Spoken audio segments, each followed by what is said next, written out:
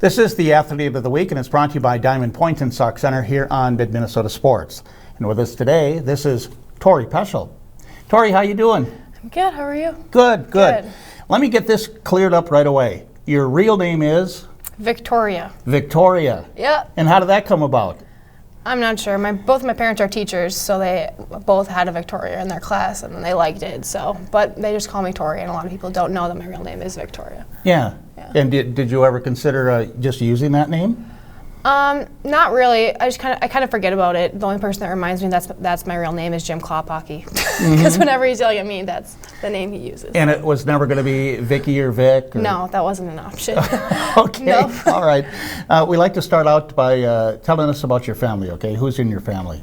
Okay, my mom is Patty Peschel. My dad is Donnie Peschel, and I have two sisters, Kelsey Peschel and Callie Peschel. All right. We like to touch on, too, just the support that you get from a family. How important is that for you to have that kind of support, not only just from your immediate family, but relatives as well? Mm-hmm. And too, as you think about the other athletes as well, how important is that? No, it means everything for sure. My sister goes to St. Cloud, so it's really easy for her to just come up and support games. And no matter when it is or what they have going on, I always get a text message from my sisters if they're not able to make it, just saying, "Hey, great game! We watched it. You played really good," and just giving me support no matter what. And then my parents try to make it to every single game they can, which means a lot. And then having my grandparents there is just really cool too. Mm-hmm. They are fans, aren't they? Yeah, for sure. Yeah. Do your grandparents like to talk about the games?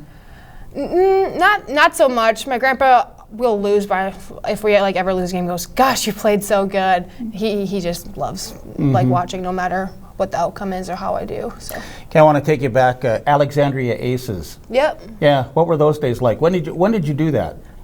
So I started when Callie was a sixth grader. I was the little kid that did the little tricks, and then 4th through 6th grade, I actually traveled with them and was a full-time player in that. So. And where did that take you?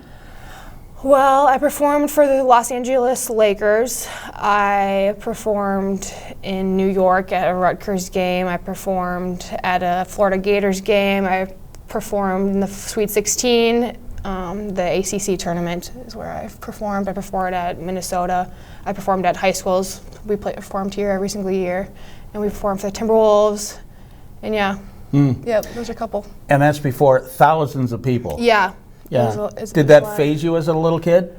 A little bit, but I mean, you don't really notice it. It's kind of get repetition after a while, and then you just kind of oh, okay.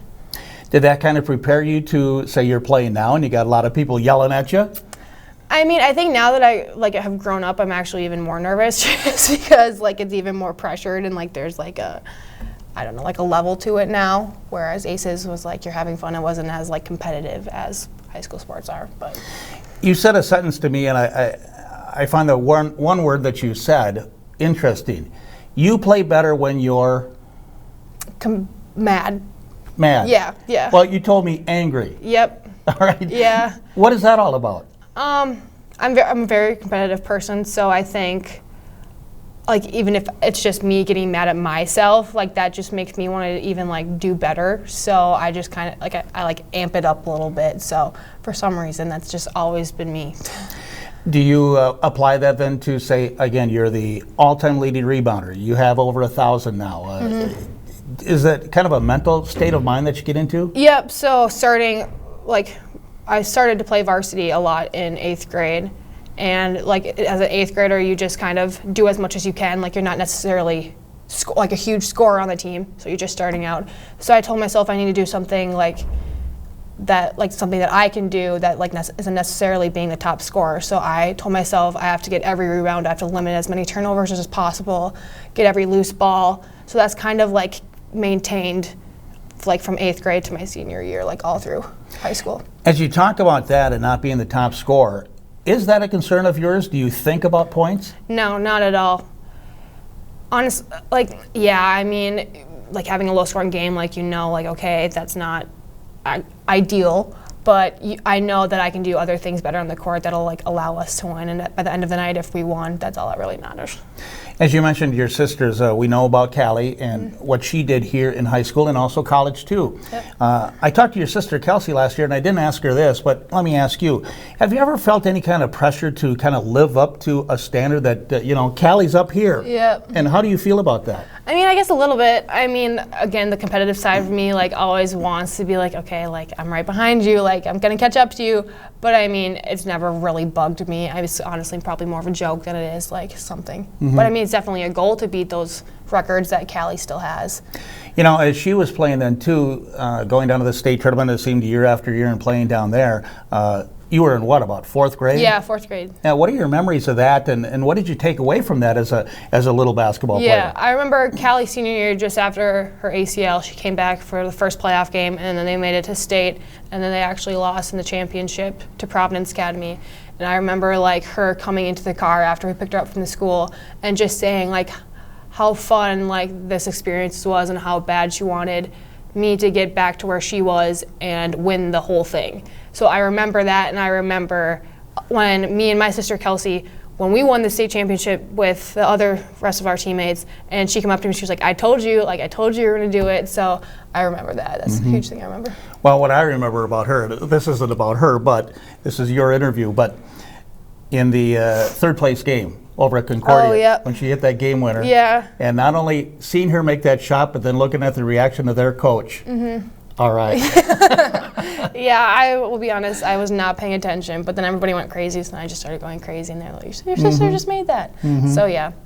So growing up as a basketball player then too, do you play a lot in the driveway, or take us through what it's like to be a Sox Center girls basketball player to get ready to be able to play? Yeah, so we really emphasize postseason practicing. So Bergman always has open gyms basically 4 times a week. He has them in the mornings or at night, and then we also have leagues that we do, and then I've also played AAU since like 6th grade. That has helped me to play at an even higher level than I am right now. So that's pushed me, and I've just kind of like forced myself to practice postseason and during the season on weekends and whenever I had the like extra time too.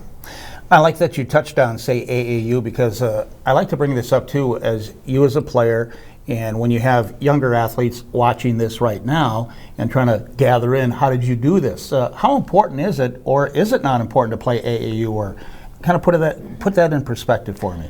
I found it super beneficial, just because it pushes me to like yeah, you say I'm gonna work as hard as I can postseason to get where I want to get the following year, but then you kind of say, oh, I'll wait, like I'll do it the next day, I'll do it the next week. But AAU really it forced me to get better and like work on my game. And it was just like I said, it was another level of basketball. And whenever I was playing AU, I was focusing on getting myself better for the season that was coming up next. So you're also a volleyball player though too. How does that affect your volleyball then, with as much basketball as you would play? Yep. So I kind of made myself I would have AU one on a Saturday, and then I'd have a JO tournament on a Saturday, and I would try to do like half and half, or I would go to an AAU game, and then I'd show up to JO, and then I'd have to go back to my AAU game. So I just kind of had to find a balance between the two. I want to touch on volleyball here for just a little bit too. As a player, how would you describe yourself as a volleyball player, to where you were and how you progressed and how you played this senior season? Yeah. So I think beginning of my volleyball season career, I was more of obviously like a hitter, and then I wasn't as good as defense. So the last few years I tried to make myself even better at back row, just so that I can play all the way around, just because I knew I didn't want to be taken out of the games. So I kind of maintained my hitting position and then just really worked on back row. When you go up and hit the ball, and I don't mean to sound like a coach here with you, but do you have trouble in a sense of staying back on the ball? Oh yeah. That's remember when I said that Jim would call me Victoria? That was one of the reasons he would call me by my full name. But yeah, he actually even put like a tape out during the end of this last season, and said if you jump before the tape, then you have to do 5 push-ups. So that kind of tried to help fix that issue. I always look at it this way though, and I relate it to your basketball. Say like to get a rebound. When you see the ball, you're going to go get it, right? Now, Megan sets it to you and the ball is there and you're going to go get it. Yeah, yep. I'm one of those people that I gotta go. Like, I'm not very patient, so that was probably one of my main issues with. So how did you try to overcome that then? Yeah, so like with the tape issue, and then just like I even would have like a teammate hold my jersey back, and then when like they wanted me to go, they just let go. High outside to Littmer. She winds and fires, and a save in the back row by Nelson. Up ahead to Peschel. She drives one down hard and good. Whoa, Tori Peschel. A solid hit that time for the kill. But then, as you say, your defensive specialist in the back row, when their strong hitters come and cross court on you, does that work then in your favor to say, Yeah. I can go get the ball? Yeah, that's obviously like a good trait to have in the back row, is to want to like go get it. So that's what benefited me and made me the player I was in the back row. Outside to Littmer, takes a swing. Saved, though, on the cross-court shot by Peschel. Newbert takes one. She scores. Do you like volleyball? Yeah, I love it. I'm going to miss it. I've thought about playing both in college, but I just don't know if I'm quite at that level yet with volleyball.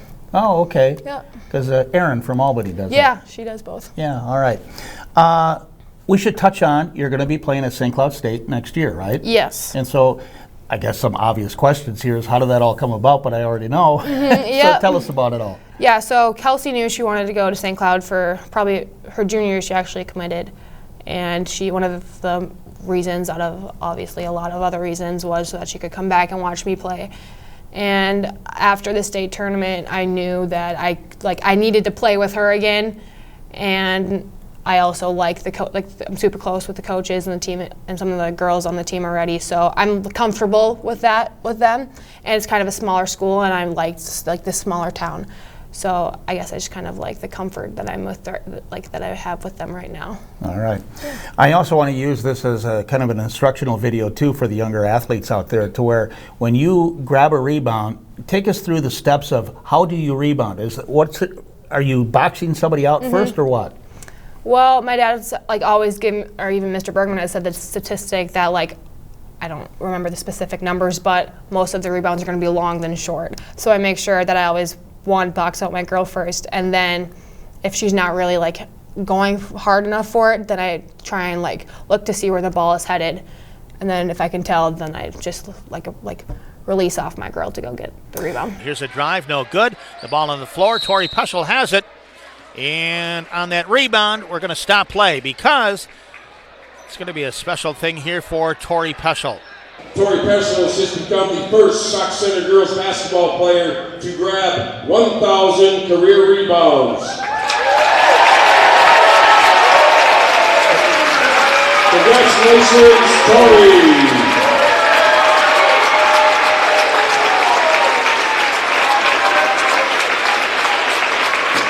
And offensively too, when you have the ball, I suppose every player ends up with their favorites, right? Mm-hmm. Do you have some of your favorites, and what are those like? Like favorite basketball players? Yeah, no, your moves out there. I'm thinking of, you've got this Callie Peschel drop step. You know? Oh, yeah. You know? I'd like to spin move, going to my left, spinning to my right. My sisters taught me that, and I remember growing up watching her do that, and I always have Wendy Kohler, the Alec head coach, always goes, watch the spin move while I'm still playing. So I mean they all know that I do that move. So Maddie Nelson for three, off the rim, high rebound, Sauk Center got it. Michaela Dahman. Peschel quickly inside, spinning, shooting, and scoring. Tori Peschel makes that move to give Sauk Center a 41-38 lead. Speaking of Providence Academy, that's what the coach was talking about with the officials before Callie played. Really? Yeah. Indicating, she travels every time she does it. And it's really? No, she just has really big strides. Yeah. So another thing, too, you do really well is when you're driving, say, baseline, or just driving and you get the girl on your hip, you kind of sense where they are to keep on going. Yeah, so when you post up, I always I give myself a split seconds to feel what side of my body my girl is on, and then I go the opposite way that she is. Mm-hmm. These are all things that, again, a basketball player can work on, rely on, and you feel confident with this, right? Yep. Yeah. All right. So you've got the season going on now. How's this been going here for the Sauk Center girls, not only this year, but as this team is built up to this point? We're really excited. We're working really hard to get as far as we want to be, and we're emphasizing to stay poised and controlled in this playoff season, because that's what it's going to take to get us to where we want to go. I do want to touch on, too, that you'll forever, though, be a state champion 2 years ago with that team. Yep. What are your memories there, and what were your teammates like? There were some of the best, like that year was some of the best leaders I've ever witnessed. I still keep in touch with all of those girls. I look back at the pictures, and I'll never forget that moment. I'll never forget the feeling. I mean, I'd love to feel that feeling one more time, but I'll carry that with me the rest of my life. Here's another thing, too, I want to bring up with you, that just the way Sox Center girls volleyball and basketball, the same thing, too, where as a young athlete, you connect with the older girls. I'm sure you had that when you were younger, right? Yeah. And walk us through all of that and how important that is. Yeah, so just like having that like team chemistry is so important to be successful. So, I mean, like I said, like the leaders, like I remember Becca Weir, like she always talked to me as an 8th grader. She made me feel comfortable. Maddie Greenwald, all those girls. And then like Mason, no matter what your age, it felt like you were like in their grade, basically. Like they made you feel, I don't know, just like they were. I see that in volleyball, to where it's like always an older girl, say a senior, is always kind of working, setting a sophomore. Yeah, yeah. Yeah, does that work that way then? That you just feel good? Yeah, I mean, you get so many reps where it just kind of gets comfortable, and yeah. There was another thing, I'm bringing up a lot of stuff here with you. Post-secondary education, that's a big part of your life too. Can you explain what goes on with that and how you get involved in that? Yeah, so right now I have 3 classes in school, and then I take 2 online classes, and then last semester I only had 1 class in school, and then I took 3 online classes. I mean, it's kind of tough, like managing. Like right now, I think I have over 18 college credits, and I'm playing basketball. I have a job, and I have to maintain a life somewhere between there. So I mean, it's been kind of hard, but I mean, I'm always looking to challenge myself. So I think it's made me better, and it's challenged me more, and hopefully it'll continue to like benefit myself in college. Would you give advice then to another person to say, yeah, this is a good way to go? I mean, if you're looking for a challenge, and if you're looking to, like, if you're like have that like drive to do that, then I definitely think it's worth doing. But I mean, if you're not a huge school person, then I probably wouldn't recommend it. Yeah. All right. Well, it's been fun watching you through the years to develop as from the Alexandria Aces up to your senior year now, and you still have a lot left to do. But it's been a great pleasure watching you play, and just your attitude and how you do get after it.